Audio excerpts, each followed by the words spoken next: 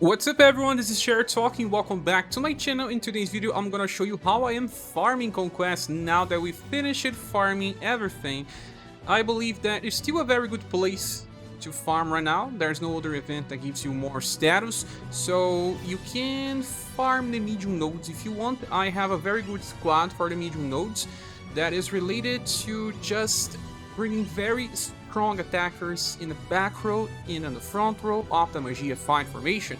Well, here we have a 20-30 HP cap, so this is not the best place for farming, but if you have these characters it may work well for you.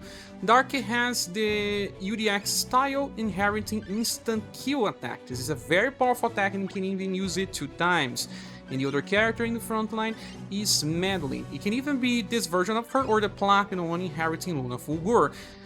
You have 2 types of attacks that hit for different weaknesses, so even if one is resisted, the other one will finish the enemy. And you can bring 3 trainees in this strategy. Well, Darque attack is fast, so that's why he's on the back of Magia 5 formation. This formation also decreases the chance of combos, so increasing the speed of farming. Some enemies will be weak to Darque, some others won't. In this case, the enemy is weak to both Darque and Madeleine. Let's see the second one. Well, we have the Raven Eagle, should be weak to Pierce, so Darque will still do plenty of damage. Yes, and then Luna Fulur will finish it off. Even if it doesn't finish, your trainees being equipped will finish, but most of the time those 2 will be enough for farming medium nodes. Now, I really don't like farming the smaller nodes because the enemies are too random.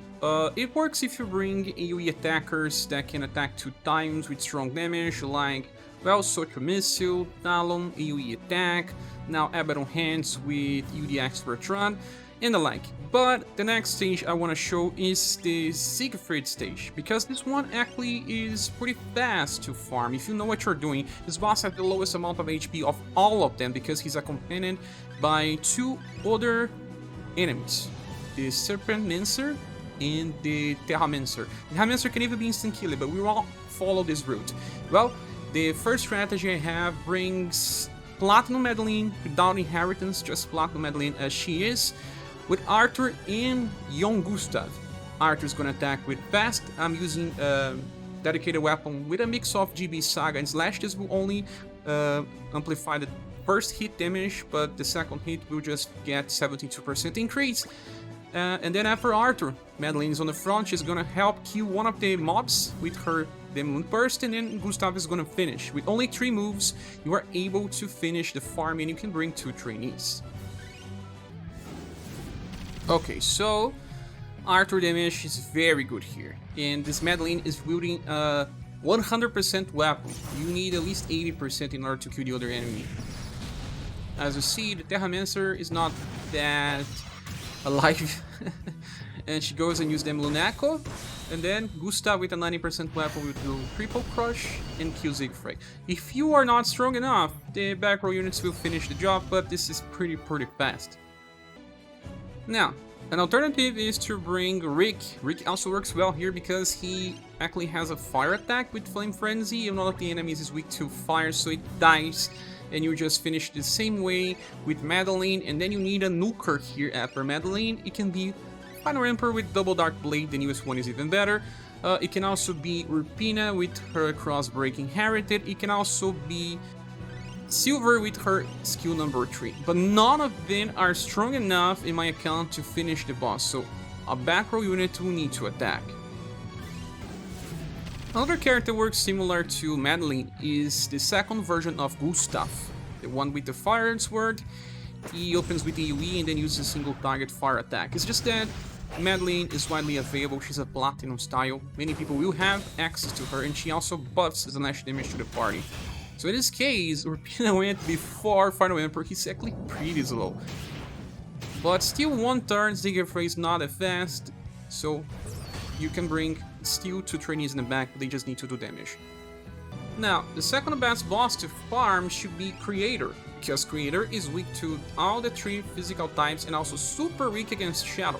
One very good character to use here is a new Virgil, but I believe that Darque is even better, but you need to bring the UDX Darque with instant Q inherited, just like in my medium node strategy. And on the front line you can bring Leon. He's a pretty popular character, he's just gonna debuff Endurance and do pretty good damage with anti-material shot, and on the second round he's gonna use Quick Draw, and then Darque will attack. Your mid-row units may need to attack here and there, but they don't need to do big damage, just need to be equipped. So it allows you to train 3 characters, but it's slower. You need 2 rounds in order to finish this. Well, UDX Darque allows you 2 usages of instant Q, so the damage is pretty high. Creator can even kill Darque here and there, but, well, if you are bringing other people to attack, they will help finish on the second turn anyway. The most important thing is the starting damage. We got a full combo set up here, it's just not needed. Creator buffs and then just use 1 attack for damage. Wildfire will not kill Darque. It has to be a focused attack to kill Darque. I'm training Mirza, but he's unequipped. All the 3 characters in the middle are unequipped, so just to showcase that these 2 characters are enough to finish. Well, Mirza went before Darque because he has a fast attack, but it was enough to Darque to finish it off. Okay, moving on. One thing I didn't say is that the boss caps are 2040s for HP. Now we shall move to the raid stage. This one is 2050 HP cap, the highest one, but you need tickets in order to enter the stage. And for Haniwa, I do have a good squad that I'll show you, that it's scattered around, hitting for at least 1 million. So you get all the drops. You need at least 800,000 damage to get all the drops, so let's explain this setup. We have the Matriarch number 4 inheriting Shining Glory and increasing Twin Penetrate so that she buffs everyone 2 times in a row, so we increase the damage output of our nukers. We have Misty here, and I'm not using Big Bang Star, I'm only using Falling Star because this one is actually better on the long run. And we have Leon, as always, a very good damage dealer. It's using the Remembrance Gun. If you don't have, you can bring his dedicated weapon as well. And then in the STR position, you have the latest Katarina. She's actually very good to be used because of this setup. Inherit Swallow Reverse, so this one inflicts defense down. And then she's just going to try Hunting Slash that can hit between 1 or 2 times. See, we have characters that can increase the damage output, and it allows you for 1 trainee, since this one carries the highest HP cap. It's the best one to get status. And as replacements, instead of Matriarch, you can bring Snowy for buffing. Instead of the STR Katarina, there are plenty of options like Madeleine, like Emperor, like Urpina. Many of them work. For the dexterity position, you can bring also Rofus if you want. And in the intelligence position, you can just replace with the Halloween version of Death. But I prefer Misty because Death has delay. It may die before attacking as much as Misty. So because Matriarch is healing and buffing, you take less damage. Although Raven Rangers by default decreases your endurance and Haniwa attacks with physical attacks, you also don't want to survive for too long. You only need to hit 800,000 damage and you get all the drops. Staying alive for more than that is a waste. So Misty will sometimes do more damage or not, and Katarina just increases the damage potential of everyone with that Swallow Reversal.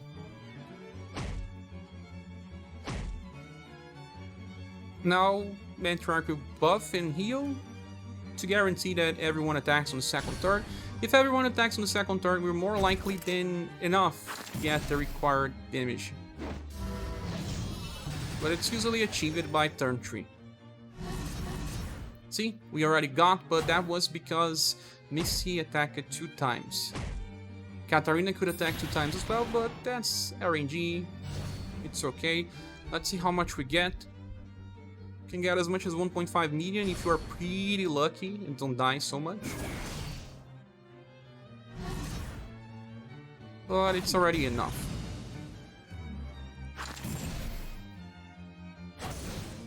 Only 1 hit with Katarina, and they will mostly die here with this attack.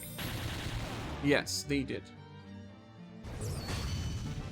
Well, these are the strategies that I have been using on my account. What about you? Are you using the same, similar, very different? Share in the comment section, it can help other people as well.